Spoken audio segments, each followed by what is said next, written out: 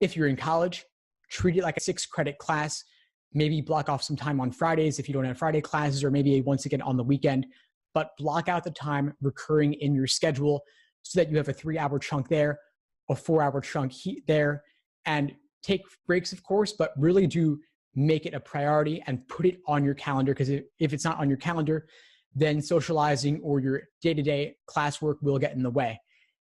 And it's funny because you earn your undergraduate GPA over the course of 3, 4, 5 years maybe, but your LSAT score comes down to a single day, yet it weighs more heavily. So it's kind of irrational to treat the LSAT like it's only a 2 or 3 credit class, or not to block off the time, or even a 6-credit class really. The LSAT is really more like a 100 credit class given how it's weighed in the admission process. So investing 5 to 6 months or longer overall in your LSAT studies is worth it, and blocking off the time in your calendar is worth it. Now, I actually ended up investing an entire year in my LSAT studying.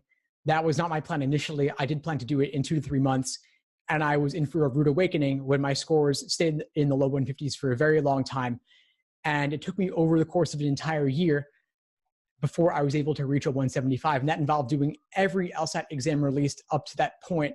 And there were something like 40 something exams at the time.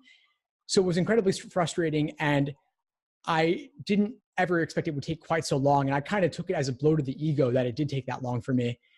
And there were lots of ups and downs along the way I won't get into right now. But ultimately, I think the point I want to make for you here is that if you're taking it in June or July and you've been studying for a while already, that's okay. Having a 4 to 5 month timeline is not too long.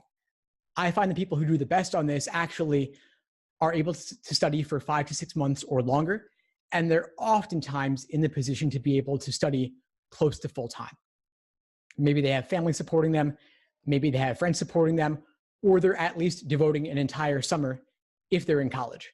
And so if you could do that, great, maximize it. But if you can't, don't worry, just try to structure your life around the LSAT so that it always remains a priority and you're always putting in at least 10, 15 hours a week.